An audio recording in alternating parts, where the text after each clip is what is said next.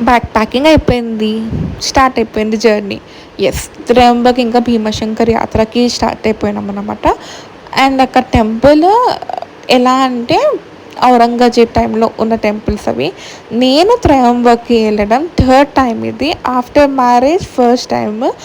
ఎంత బావుంటదంటే అక్కడ వెదర్ చాలా బావుంటది. స్టే చేయడానికైతే నేను రికమెండ్ చేయను. ఇప్పుడిప్పుడు కొంచెము డెవలప్ అయితుంది అక్కడ. సో, నార్మల్‌గా షిరిడీకి వెళ్ళిన వాళ్ళు అక్కడ అంతా చూసుకోవచ్చు. కానీ ఇది మీరు స్పెసిఫిక్‌గా వెళ్తాము అనంటే అక్కడ అంత డెవలప్‌మెంట్‌గా లేదు. Per room 12 హవర్స్‌కి 1200 rupees. And hot water ఉండవు, ఏమీ ఉండవు. ఏదో పాతకాలం గా ఉన్న బిల్డింగ్ లాంటిది.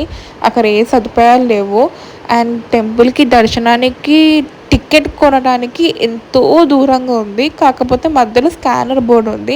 మనలాంటోళ్ళు చదువుకున్న వాళ్ళు ఉంటే ఈజీగా స్కాన్ చేసేసుకొని మనం టికెట్ తీసేసుకోవచ్చు. కానీ నార్మల్‌గా మన పేరెంట్స్ అట్లా వాళ్ళు వెళ్తే ఎక్కడో దూరంగా నడవాల్సొస్తది. అండ్ రష్ వచ్చేసి ఎప్పుడో నాకు తెలీదు. ఇది ఏంటో ఏమో! ఎప్పుడు రష్షే ఉంటది. ఆ దేవుడికి ముట్టుకోవడానికి కూడా ఇవ్వట్లే. మొత్తం బయట నుంచే చూడడానికి ఇస్తున్నారు.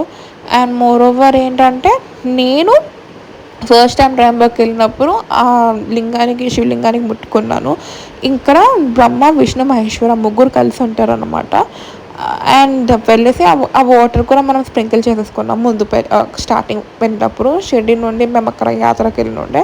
అండ్ అందరూ మొత్తం టూరిస్ట్ విజిట్ కోసమే వస్తారని నేను అనుకుంటున్నా. ఎందుకంటే షిరిడీ దగ్గర నుంచి దగ్గర. సో, అందరూ మాక్సిమం వస్తారు, చూస్తారు, టూరిజం లాగా వెళ్ళిపోతారు.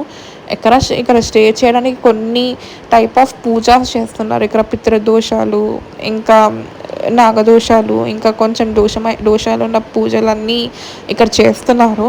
అది ఎంతవరకు కరెక్టో రాదో తెలీదు. కొంతమంది అంటున్నారు నమ్మొచ్చు, కొంతమంది అంటున్నారు నమ్మకపోవచ్చు.